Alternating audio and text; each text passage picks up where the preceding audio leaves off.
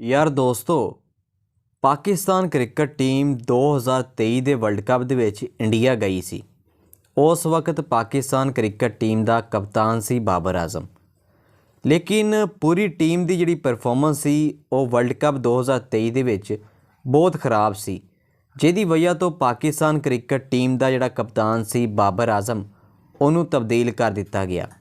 ਬਾਬਰ ਆਜ਼ਮ ਦੀ ਜਗ੍ਹਾ 'ਤੇ ਸ਼ਾਨ ਮਸੂਦ ਨੂੰ ਤੇ ਸ਼ਹੀਨ ਸ਼ਾਹ ਅਫਰੀਦੀ ਨੂੰ ਪਾਕਿਸਤਾਨ ਕ੍ਰਿਕਟ ਟੀਮ ਦਾ ਕਪਤਾਨ ਬਣਾਇਆ ਗਿਆ। ਲੇਕਿਨ ਦੋਸਤੋ, ਮੈਨੂੰ ਤਾਂ ਇਹ ਲੱਗਦਾ ਪਿਆ ਵਾ ਕਿ ਜਿਸ ਤਰ੍ਹਾਂ ਇਹ ਪਾਕਿਸਤਾਨ ਕ੍ਰਿਕਟ ਟੀਮ ਦੇ ਦੋਵਾਂ ਕਪਤਾਨਾਂ ਦੀ ਪਰਫਾਰਮੈਂਸ ਜਿਹੜੀ ਆ ਪਾਕਿਸਤਾਨ ਸੁਪਰ ਲੀਗ ਦੇ ਵਿੱਚ ਜਿਹੜੀ ਇਹ ਨਜ਼ਰ ਆਉਂਦੀ ਪਈ ਆ, ਮੈਨੂੰ ਤਾਂ ਲੱਗਦਾ ਪਿਆ ਵਾ ਕਿ ਪਾਕਿਸਤਾਨ ਸੁਪਰ ਲੀਗ ਜਦੋਂ ਖਤਮ ਹੋਏਗਾ ਤੇ ਉਦੋਂ ਸ਼ਾਇਦ ਪਾਕਿਸਤਾਨ ਕ੍ਰਿਕਟ ਬੋਰਡ ਨੂੰ ਇਹ ਦੋਵੇਂ ਕਪਤਾਨ ਵੀ ਤਬਦੀਲ ਕਰਨੇ ਪੈਣ, ਕਿਉਂਕਿ ਪਾਕਿਸਤਾਨ ਕ੍ਰਿਕਟ ਟੀਮ ਦੇ ਕਪਤਾਨ ਸ਼ਾਨ ਮਸੂਦ ਤੇ ਸ਼ਹੀਨ ਸ਼ਾਹ ਅਫਰੀਦੀ ਦੀ ਪਰਫਾਰਮੈਂਸ ਜਿਹੜੀ ਆ ਪਾਕਿਸਤਾਨ ਸੁਪਰ ਲੀਗ ਦੇ ਵਿੱਚ ਬਹੁਤ ਖਰਾਬ ਵਾ। ਸ਼ਾਨ ਮਸੂਦ ਜਿਹੜੇ ਕਿ ਕਰਾਚੀ ਕਿੰਗਸ ਦੀ ਤਰਫੋਂ ਖੇਡਦੇ ਪਏ ਆ, ਸ਼ਾਨ ਮਸੂਦ ਆਪਣੀ ਟੀਮ ਦੀ ਤਰਫੋਂ ਕੋਈ ਖਾਸ ਪਰਫਾਰਮੈਂਸ ਨਹੀਂ ਦੇ ਸਕਦੇ। ਇਸੇ ਤਰ੍ਹਾਂ ਸ਼ਹੀਨ ਸ਼ਾਹ ਅਫਰੀਦੀ ਜਿਹੜੇ ਆ ਲਾਹੌਰ ਕਲੰਦਰ ਦੇ ਕਪਤਾਨ ਵਾ। ਸ਼ਹੀਨ ਸ਼ਾਹ ਅਫਰੀਦੀ ਦੀ ਵੀ ਜਿਹੜੀ ਪਰਫਾਰਮੈਂਸ ਵਾ ਉਹ ਕੋਈ ਖਾਸ ਨਹੀਂ ਆ। ਲੇਕਿਨ ਦੇਖਿਆ ਜਾਵੇ ਤੇ ਸ਼ਹੀਨ ਸ਼ਾਹ ਅਫਰੀਦੀ ਜਿਹੜੇ ਆ ਲਾਹੌਰ ਕਲੰਦਰ ਦੇ ਕਪਤਾਨ ਤੇ ਹੈਗੇ ਆ। ਉਹਨਾਂ ਨੇ ਪਿਛਲੇ ਸਾਲ ਲਾਹੌਰ ਕਲੰਦਰ ਨੂੰ ਟਰਾਫੀ ਵੀ ਜਿਤਾਈ ਸੀ। ਲੇਕਿਨ ਇਸ ਲਾਹੌਰ ਕਲੰਦਰ ਦੀ ਟੀਮ ਦੇ ਵਿੱਚ ਇਸ ਵਕਤ ਰਾਸ਼ਿਦ ਖਾਨ ਨਹੀਂ ਆ। ਸ਼ਾਇਦ ਰਾਸ਼ਿਦ ਖਾਨ ਦੀ ਅਦਮ ਮੌਜੂਦਗੀ ਦੇ ਵਿੱਚ ਲਾਹੌਰ ਕਲੰਦਰ ਦੀ ਪੂਰੀ ਟੀਮ ਜਿਹੜੀ ਆ ਉਹ ਸਹੀ ਪਰਫਾਰਮ ਹੀ ਨਹੀਂ ਕਰਦੀ ਪਈ।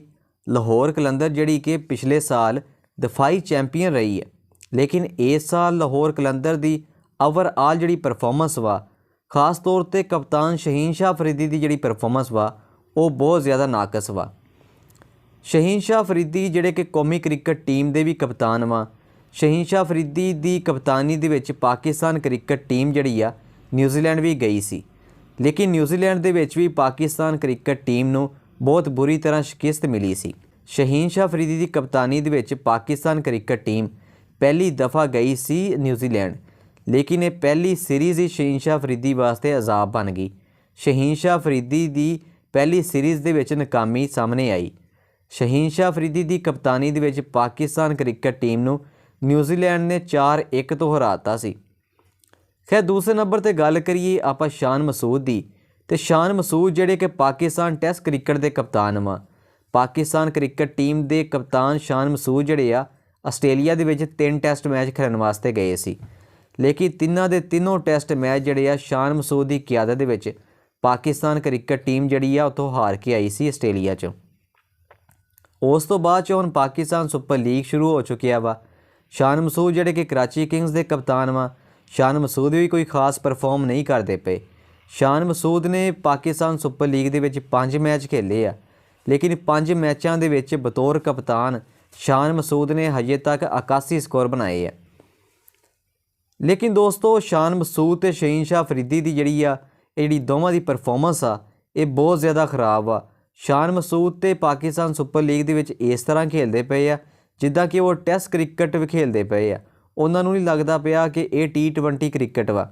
ਉਹ ਤੇ ਇਸ ਤਰ੍ਹਾਂ ਖੇਡਦੇ ਪਏ ਜਿੱਦਾਂ ਕਿ ਟੈਸਟ ਕ੍ਰਿਕਟ ਉਹ ਖੇਡਦੇ ਪਏ ਆ। ਬਹੁਤ ਬਚ ਕੇ ਖੇਡਦੇ ਪਏ ਆ। ਸਮਝ ਨਹੀਂ ਆਉਂਦੀ ਪਈ ਕਿ ਇਹ T20 ਕ੍ਰਿਕਟ ਨੂੰ ਉਹਨਾਂ ਨੇ ਟੈਸਟ ਕ੍ਰਿਕਟ ਹੀ ਸਮਝ ਲਿਆ ਵਾ। ਤੇ ਪਾਕਿਸਤਾਨ ਕ੍ਰਿਕਟ ਟੀਮ ਦੇ ਇਹ ਕਪਤਾਨ ਆ। ਮੈਨੂੰ ਤਾਂ ਲੱਗਦਾ ਵਾ ਕਿ ਪਾਕਿਸਤਾਨ ਸੁਪਰ ਲੀਗ ਜਦੋਂ ਖਤਮ ਹੋਏਗਾ ਤੇ ਪਾਕਿਸਤਾਨ ਕ੍ਰਿਕਟ ਬੋਰਡ ਇਹਨਾਂ ਨੂੰ ਸ਼ਾਇਦ ਕੌਮੀ ਕ੍ਰਿਕਟ ਟੀਮ ਦੀ ਕਪਤਾਨੀ ਤੋਂ ਵੀ ਕੱਢ ਦੇਣ। ਖੈਰ ਦੋਸਤੋ, ਹੁਣ ਵੇਖਦੇ ਹਾਂ ਕਿ Pakistan cricket board Pakistan super league ਤੋਂ ਬਾਅਦ 'ਚੋਂ ਇਹਨਾਂ ਦੇ ਬਾਰੇ ਕੀ ਫੈਸਲਾ ਕਰਦਾ ਵਾ, ਕਿ ਪਾਕਿਸਤਾਨ ਕ੍ਰਿਕਟ ਬੋਰਡ ਇਹਨਾਂ ਨੂੰ ਮਜ਼ੀਦ ਟਾਈਮ ਦਿੰਦਾ ਵਾ ਜਾਂ ਨਹੀਂ। ਖੈਰ, ਤੁਸੀਂ ਇਸ ਬਾਰੇ ਕੀ ਕਹਿੰਦੇ ਆ, ਮੈਨੂੰ ਕਮੈਂਟਸ ਦੇ ਵਿੱਚ ਤੁਸੀਂ ਜ਼ਰੂਰ ਦੱਸਿਓ।